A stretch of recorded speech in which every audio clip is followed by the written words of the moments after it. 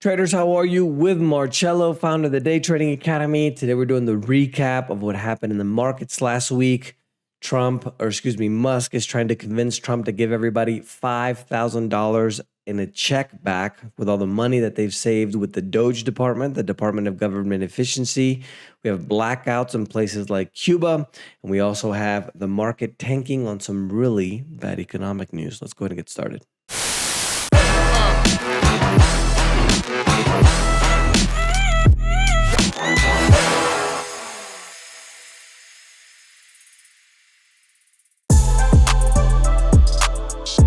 The tariff wars looks like it's going to continue. Now Trump is starting to threaten 25% tariffs on cars, semiconductors, and also medicines.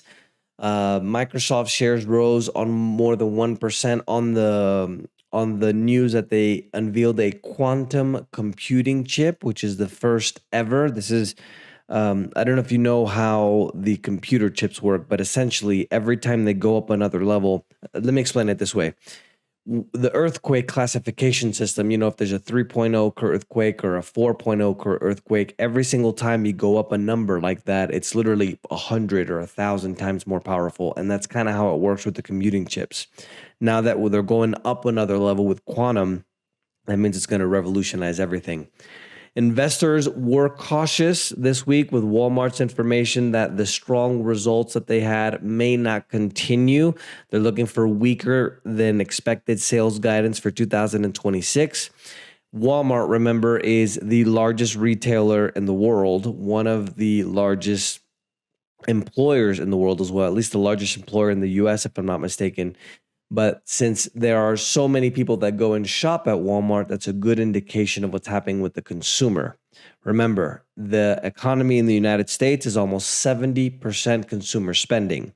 So Walmart, basically the biggest store chain in the United States, when they're saying, well, maybe we're not going to sell as much in the future, that means the consumer isn't doing as well, which means that might affect 70% of the economy in the United States, which means the global economy as a whole as well. You see kind of how you connect the dots there?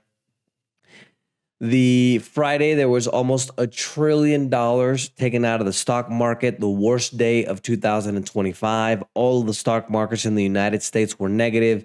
In the Communist Republic of Canada, they went down 1.21%, even though the S&P 500 did hit a record high. Overseas market news, the European markets were mostly mixed, with Russia being the biggest positive there.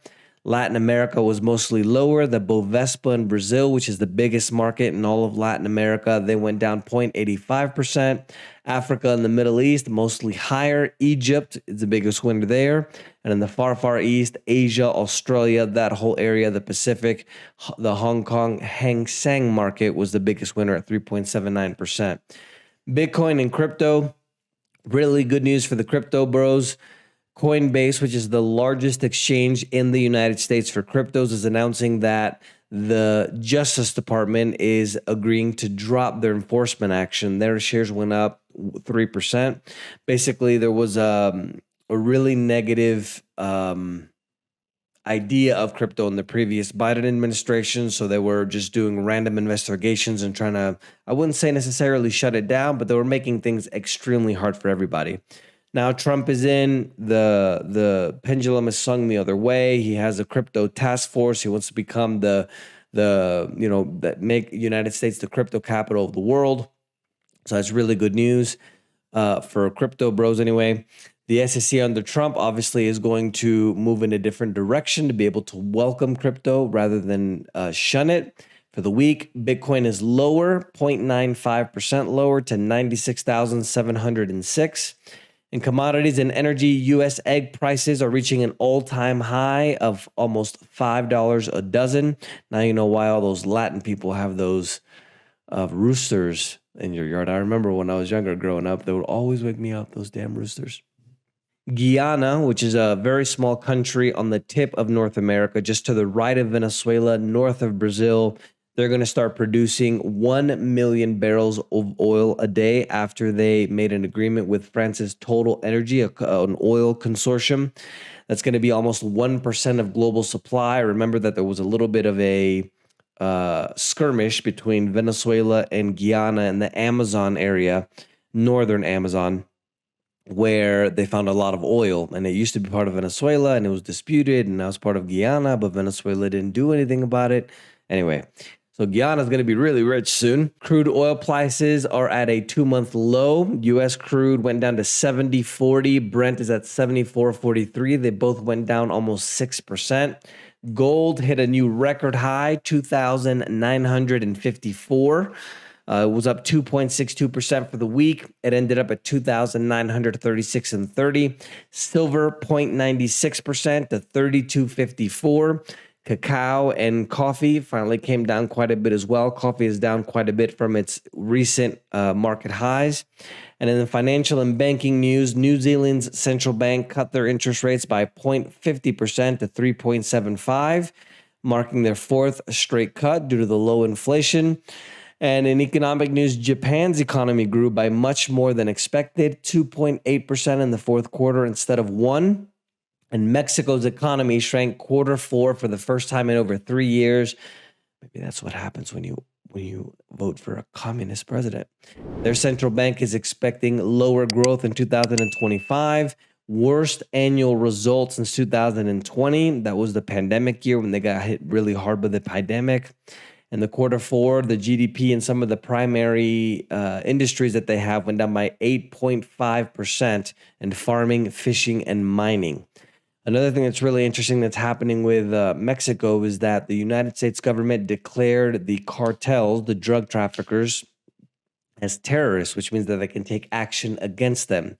And now the president of Mexico is starting to pass laws to protect the cartels instead of doing, for example, what Bukele did in El Salvador, where he literally built a huge prison, rounded up all the criminals, and put them in the prison like they should be. U.S. manufacturing grew slower than expected. Meanwhile, services unexpectedly contracted as well. That isn't good news for the economy.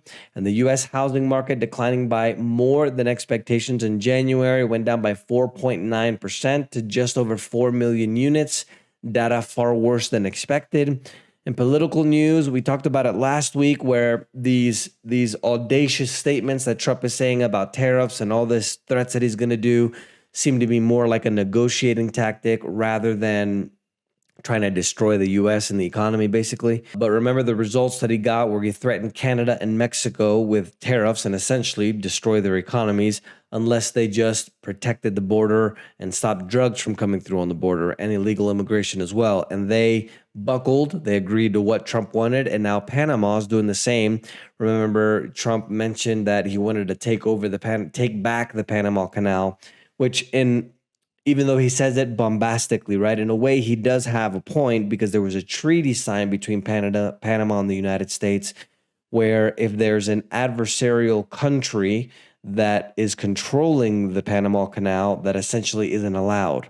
And if you guys don't know the history of the canal, the U.S. built it, paid for it, gave it away for $1, and then Hong Kong was running it. Hong Kong essentially was independent before, until the British gave it back to China. So since Hong Kong was running it, then now China is running it, which kind of runs into that treaty, which is basically what Trump was trying to talk about. Well, now Panama is saying that they're going to reject Chinese influence over the canal, and they're not going to renew the contract that they had with them. So it looks like some more results from Trump. So it looks like it, he might say it bombastically, but it looks like he's using it as a tactic to get what he wants. We'll see what happens with the other stuff as well, like Greenland, for example. Sweden and Finnish police are investigating another suspected case of sabotage. There have been multiple cuts to fiber optic internet cables on the seafloor. There's been another one now as well. And now, according to RFK, which is the new health secretary in the United States, which was confirmed a few weeks ago, if you take the flu shot, you're now 4.4 times more likely to get ill. And it was actually a Pentagon paper that was issued on the subject. And Yale researchers identify, be careful how I say this, but if you took the thing in your arm from the pandemic, basically, which is linked to quote unquote long COVID, you can be getting brain fog, dizziness, tinnitus, and exercise intolerance. The findings show immune changes, lingering spike proteins, and reawakened Epstein-Barr virus. And one of the things they found is, to put it in other words, they basically put AIDS in the shot and the thing in your arm in the pandemic. Remember, I got banned. They took down 1 or 2 channels on YouTube. Hopefully I don't get a flag for saying all this stuff, but remember, the preppers were right. Oh, where's my button at? Hold on. Give me a second. Trump and Musk are discussing sending U.S. taxpayers $5,000 using the Doge, the Department of Government Efficiency Savings. As of right now, they've saved over $126 billion. If numbers are right, 1/3 of all the people receiving Social Security a year is fraudulent. They found over 44 million people that are supposedly over 100 years old. There was people on the list that were 150 to 200 years old, when the oldest registered person in the United States is only 114 years old. A Hyundai auto plant in Alabama was caught using children as young as 12 years old. And this isn't a conspiracy. This is actually on the mainstream news if you guys want to Google it. And that was found by an ICE raid. And after Brazil's top prosecutor charged previous President Bolsonaro against plotting a coup in 2022, if he's convicted by the Supreme Court, he could land in prison. Kind of sounds what they were trying to do to Trump. And in corporate news, Tesla climbed 1.82%, posting much better results on top and bottom lines. Shake Shack, the popular burger chain, went up 11% after they reported much better results in quarter 4. Their total revenue went up by over 14%, and they also opened about 26 new stores. Southwest Airlines is looking to cut 15% of their corporate jobs, or about 1,700 people or so. The move, the CEO said, is unprecedented. We had another plane crash. If you guys saw the all-female plane from Delta Airlines. Well, it was a regional jet, but there's, just to let you know, there's another one that fell. And Rivian Automotive slid 4.7% after they forecasted much less deliveries next year. Less deliveries that are coming this year compared to 2024.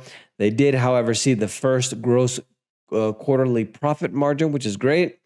International news in Cuba. Remember what you get for when you vote for these communists. Well, they didn't vote for the communists, but, you guys get my drift. They're having a serious problem with the electricity. Some people are out of electricity for over 20 hours a day, and just fuel shortages, a lot of problems there. And an interesting fact, the classic view of history is that we all came from Africa 1.8 million years ago. People went through the Bering Strait, through Russia, down the Bering Strait, and down through the Americas. And now they have new evidence that in Romania, there were people there as of 2 million years ago, potentially changing the storyline. If you guys haven't seen Ancient Apocalypse on Netflix by Graham Hancock, highly recommended. It presents a different theory of maybe what happened in history. That's the news for this week, guys. Let me know if you guys have any questions. Don't forget to subscribe. And remember, the preppers were right.